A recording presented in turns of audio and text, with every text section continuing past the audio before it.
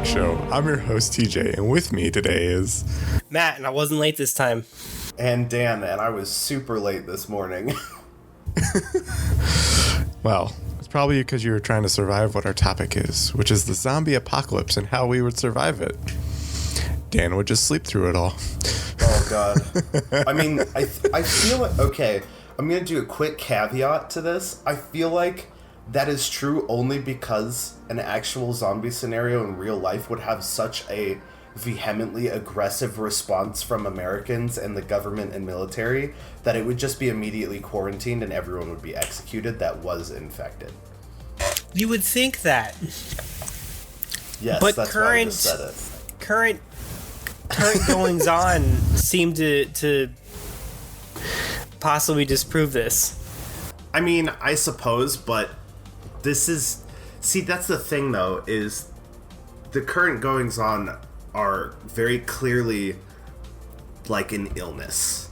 Whereas the zombie thing is they're going to die anyway. Every instance of it, with the exception of, I think there's been a couple versions where you only become a zombie if you die after you've been exposed.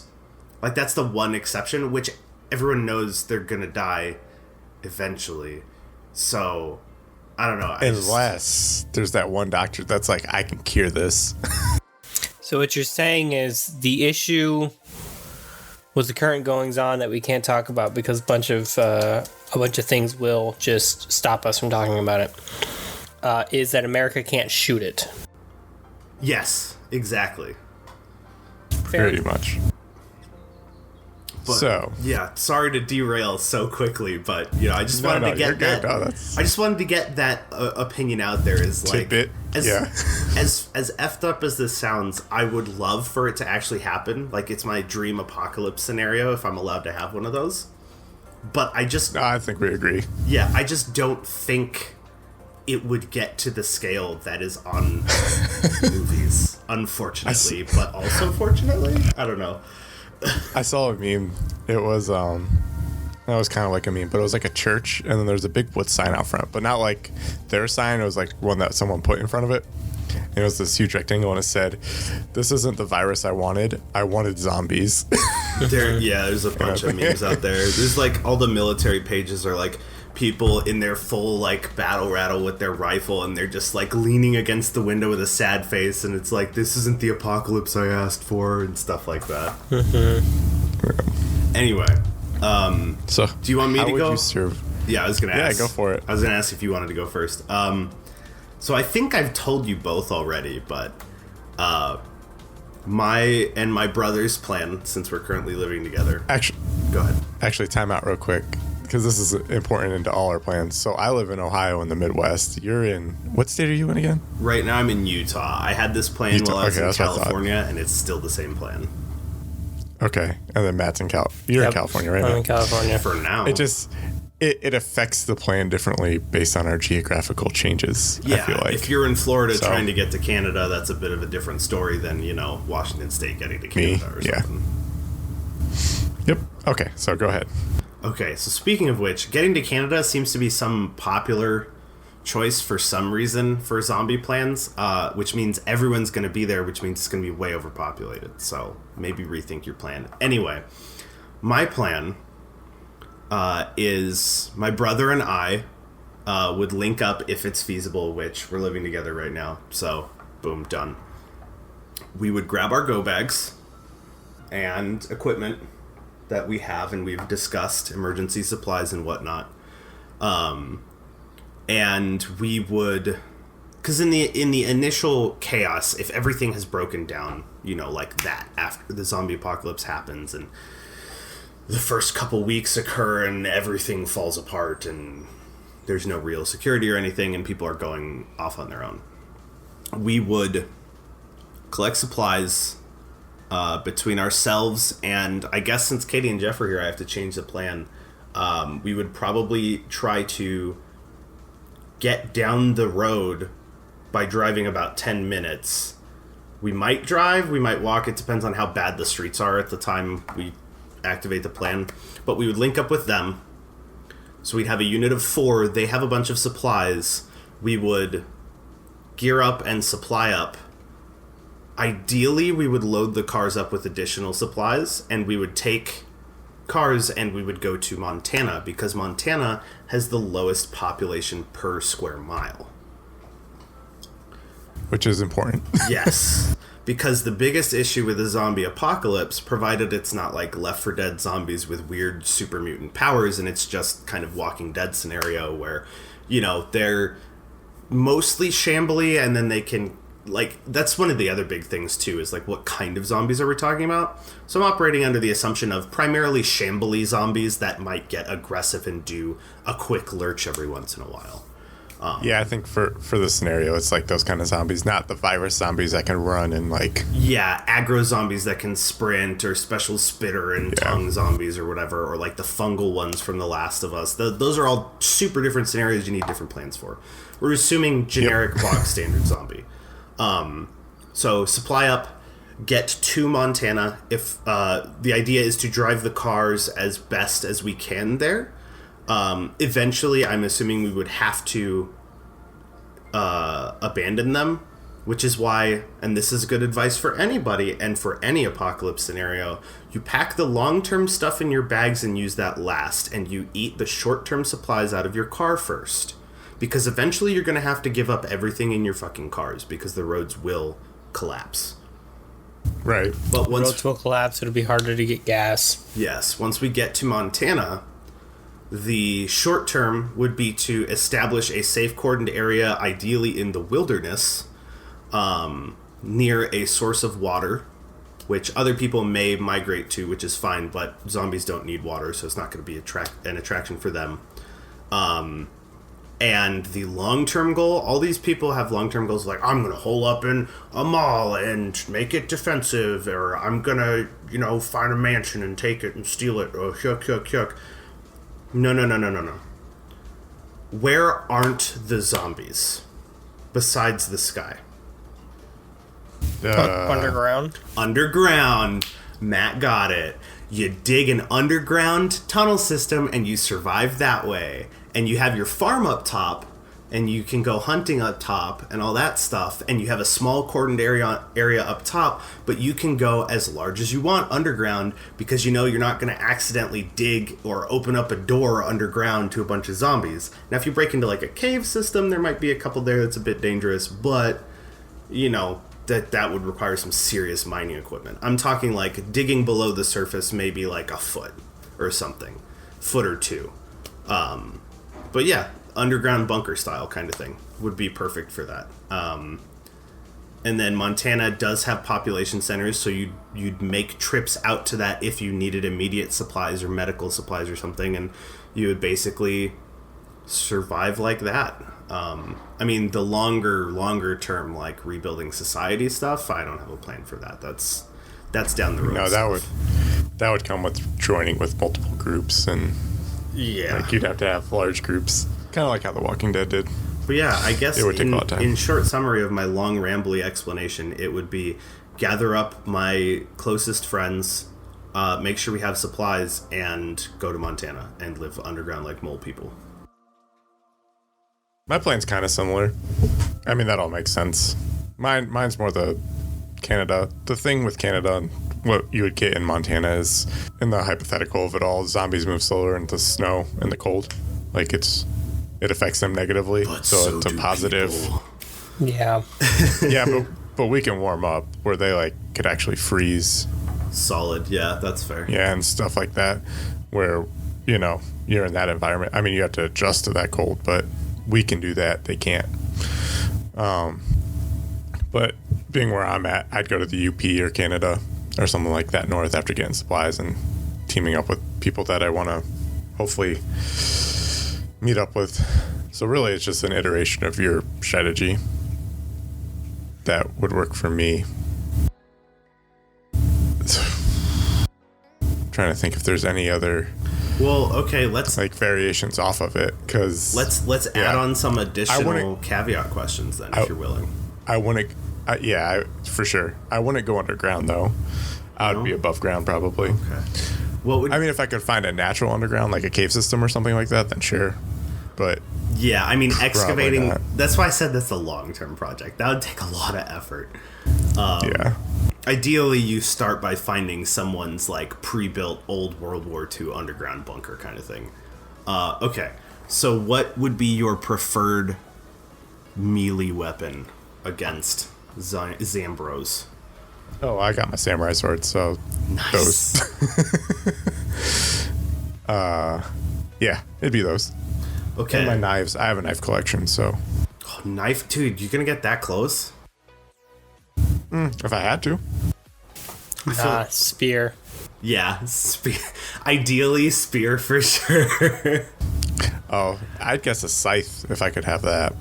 If I could get a hold of one of Then those. you're hooking them towards you. I also don't think I could effectively wield a scythe in combat. Like, I just don't. It seems weird. Yeah, Maybe like you're a in a sickle, hallway, like a you're hand Similar sickle. to a spear. Yeah, but a spear you just have to do a forward-backward motion, whereas a scythe you have to like do a swing, but you can't like angle it in a certain way, or you're just gonna bonk them with the haft instead of the blade on the end. Like, I've never used a scythe, so. You got to like sweeping swing. But like a Yeah, hand sickle, maybe I could see that. Yeah. Well, I guess the thing with scythes for spear is a spear is good for one-on-one, but if you're in a mass of them, I don't think you're doing much more than 2 out of a group with a scythe. No Possibly. offense. yeah. Depends on how sharp it is. But yeah, Okay. either way, I'd have the swords and stuff anyway, so that wouldn't matter. So you'd be doing Death Road to Canada style. Okay. Yeah. And Matsby. All right, well, my plan is lame because at no point in my life have I not had a friend that had a way better plan than me. So my plan is to go and hope that they let me in on their plan. Well, lucky for you, you're coming. Friend, Dan. Yep. You're the fucking friend. At first, it was my parents, and then soon into college, I had a buddy named Ronnie, and then I had Joe, and now I have Dan. See, if I could make my way to you guys, I'd team up with you And guys. they too. have be all great. always had a better plan than me. Anytime it comes up, and I'm like, honestly, I really just need to make myself useful to you. So That- here's a question then. Okay. Because Matt just hit on something really important, but my point's going to be a little longer, I think. So go ahead. Oh no, go ahead, and then I'll ask my You question. sure? Okay. Yeah. So Matt just made a good point of he feels he would need to make himself useful to the person with the plan. Yeah. That is my biggest problem with all of these zombie shows. Is people Too many useless fucking people that should just be dead. Like, somebody in that group should be like, you're a waste of space, you're a waste of space, you're a waste of space. Can you believe that he just did that stupid fucking thing? We need to kill him. He is as much of a threat as the fucking zombies. Exactly. I mean, I don't know. It would have to be pretty bad for me to say just outright kill them unless they were bit. But it would definitely be like, I am no longer in your group. Goodbye. Or you're Yeah. no longer in my group or Yeah. whatever. Like, honestly, realistically, zombie apocalypse goes down. I sit there, realize that my parents are way too far away. They're just dead to me until this whole thing clears up and I can try and check on them.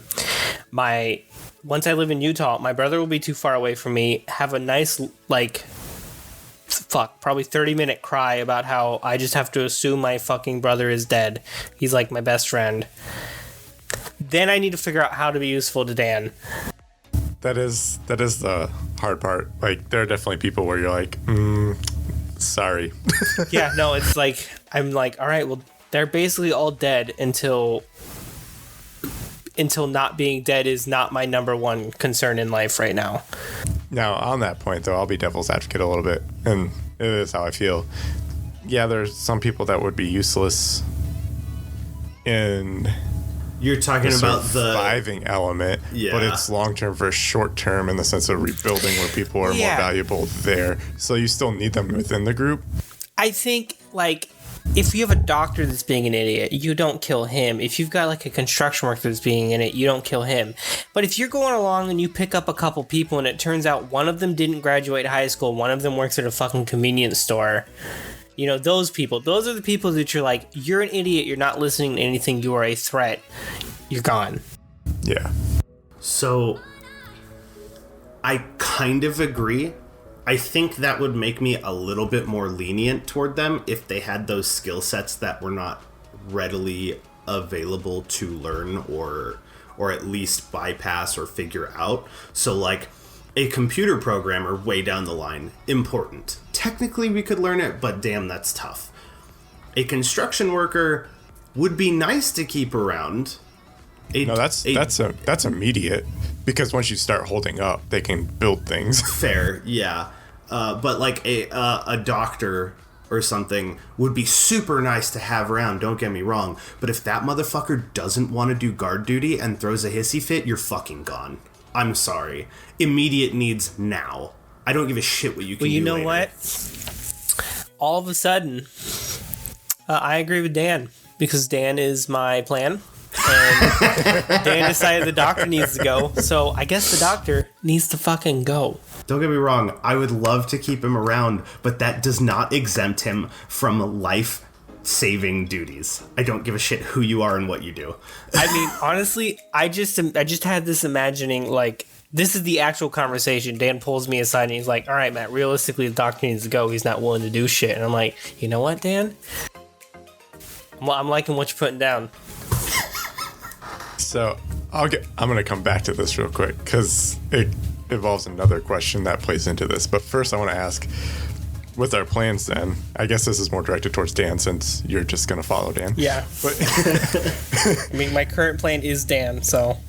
what is the delay time to start your plan once it happens?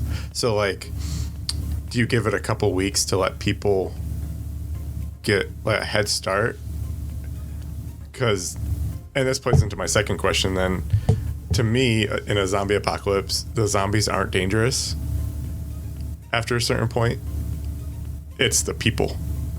Yeah. It's alive people that are more dangerous, and because people go psychotic and all that fun stuff, and yeah, you can't trust anybody. So there's like a window. There's different windows of, like, if you go out initially, now you're dealing with, are people bitten? Are they zombie? You know, yeah, like that whole thing. Versus there's like a midpoint where people aren't too crazy yet, and you can still slip by things and other people who are held up. Versus way later, where now you really got to be risky with who you end up meeting out there and stuff like that. I think it's mostly a question of level of safety in the immediate area. If I think it's still relatively feasible and safe to exist in my space, then I will stock up. I will probably see the signs and stock up before other people, I would imagine, because of my personal experience. But like, if there's no zombie events that occur within, you know, we'll say an arbitrary 50-mile radius around me, like, I'm probably not gonna jump the gun and freak out. Right. Unless it's like been declared that the government has collapsed due to this chaos, and like the rest of the country is going apeshit, then obviously I'm gonna be like, all right, well, time to hunker down. But if the government is trying to rein in control, if the military forces and the National Guard are trying to rein in control, and it's not within my immediate bubble, I'm probably just going to hunker down and stockpile in my space I have now. Once it starts getting closer than like a 50-mile spread to me, or the government and ruling authority bodies are dysfunctional or make stupid calls, then that's like, all right, well, I'm not going to go out and like steal people's shit and kill them, but you bet your ass I'm going to go emergency buy and get moving. Like, that's it. I'm kind of in the same boat too. Although I feel like the neighborhood we live in, we could hold out here for a long time. Because, like, it's not like a dangerous place. When it comes to that, you don't want to jump the gun early, because then you're going to look like the jackass after everything is over. Yeah, right. If it's like, okay, yeah, that was a crazy 3 weeks, but, you know, it was actually a super easy virus to contain and cure. Ah, lol, we're good. Then it's like, oh man, you know, I donkey punched my upstairs neighbor Mary and took her soup. How am I gonna live that down now? Because she's still around. You know what I mean? Or like, oh man, I skipped my rent payment on that crazy month, and there's like, now I'm gonna get evicted. Oh shit. You gotta make sure it's actually an apocalypse before you like do the crazy stuff. Exactly. What do you think, Matt? The idea of I donkey punched the upstairs neighbor for soup, and now the apocalypse that I thought was going to happen is over, and I'm immediately back to worrying about fucking the social contract and shit is hilarious. Yeah. I would be getting Costco and getting like the jumbo pack of soups. Like, I mean, realistically, like I said, my plan is to try and be part of somebody else's plan, so it just becomes like I need to make myself useful. I would ideally like to have, a place in the person's like council of trust or whatever you want to call it. Ooh. And so, it becomes like a decision-making process with the team, not just, all right, well, what does Dan want to do? It's like, all right, well, Dan, I think we should do this. Things are getting a little crazy. It helps because back when my plan was Joe, me and Joe are pretty different. Me and Dan are more similar. Yeah. And I'm not going to tell anybody Joe's plan because that's Joe's plan. And I respect him. And you don't tell a man's plan to somebody else. Seriously, like that's his shit. I agree. I'm not gonna sell him out. Anywho, well, you actually brought up another follow-on question that I wanted to ask you guys. The Council of Trust. Kind of. What is your ideal size group for this scenario? One quick thing. The thing that I'm worried about, like more than like time to implement plan, is the rate at which shoot first, ask questions later escalates. Because I assume if things get sufficiently bad, that is a thing that happens. Yeah. Where at a certain point you just start being like, you're more of a danger than an asset. Dead. And I don't want to be more of a danger than an asset. So that means that I have to be more of a danger. You know what I mean? You have to shoot more first than they do. Yeah. Oh, yeah. In this situation, unfortunately. Gets real difficult, yeah. And it plays into Dan's question because it's kind of a two-part answer for the size. But, what was I going to say? Oh, this is going to be an extended episode for sure. I forgot to put the timer on, so we're just going.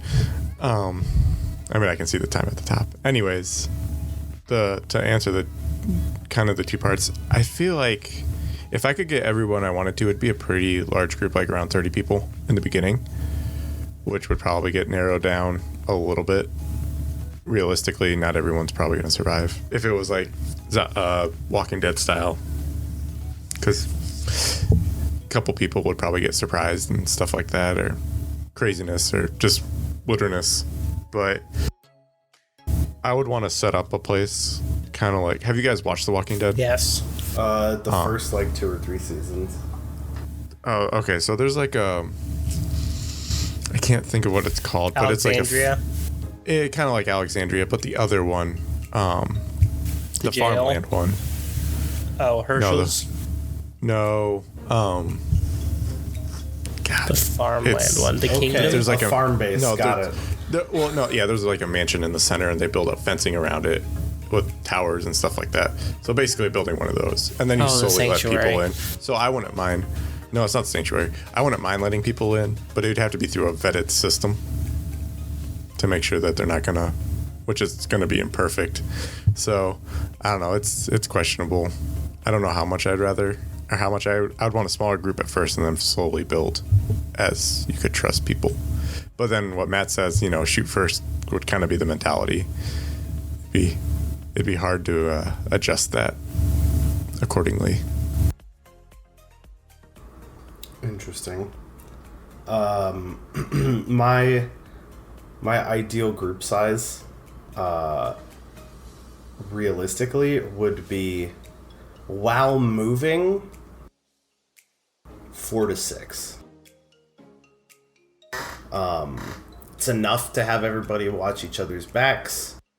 It's enough to have variety with social contact.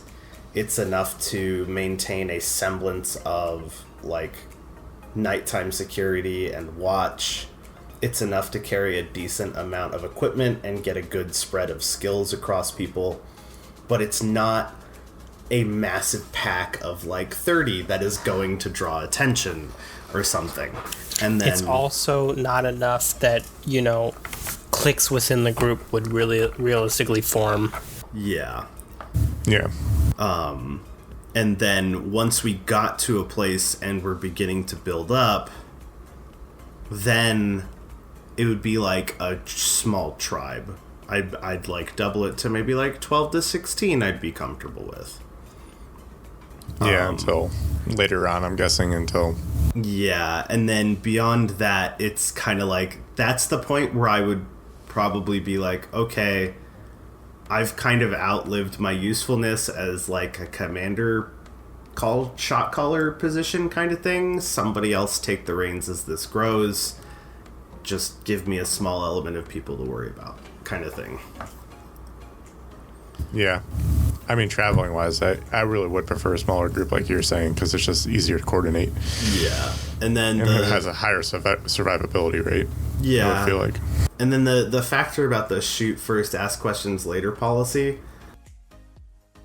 I would definitely... I can't fathom you don't just want it to happen. Shooting. Like, No. I wouldn't ever just shoot like someone who's obviously not a zombie, but it would definitely be like rules of engagement military style, where it's like, do not fire unless fired upon first, fire a warning shot, attempt to halt the target kind of thing. Like, there would be a very clear, defined system of what you need to do before you shoot a living, non-undead individual kind of thing. Oh, yeah. Yeah. And then, like, the Council of Trust thing, like, I would never go into, like, dictator mode unless there was a serious, like, internal problem. Emergency situation. Yeah, at which point I would be like, you know, no, we're done with pitching ideas. You go in that room, you go in that room. I will make the decision and make sure I am not the only one that supports the decision, but this is stupid and a waste of everyone's time and energy kind of thing. But outside of an emergency scenario, it would definitely be like, okay, these are the things I understand we need right now. This is my priority list. What do you guys think? And then we would work like, I feel like I do that pretty well now. Most of the time, I will reach out to people when I need other opinions and devil's advocates and stuff like that. So I would just continue to do that for a long period of time. Makes sense. What about you? Yeah. What about you, Matt? Don't just say what I said. Which part? Specifically the group size. Like, what is your maximum group? I think it's a sliding scale. You want enough able-bodied people to resources to not have to worry.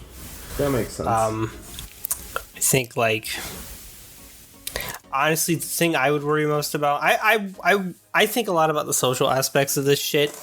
Like I said, the shoot first, ask questions later. Like, I worry about that becoming a thing as the apocalypse goes on. You know, like we were talking about earlier, as zombies become not the threat and people become the threat, and you have to worry about, well, what kind of fucking people survive this thing? What kind of people survive this thing in a small group? What kind of people survive this thing alone?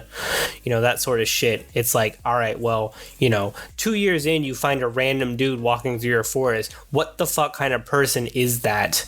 Do I need to worry about this shit?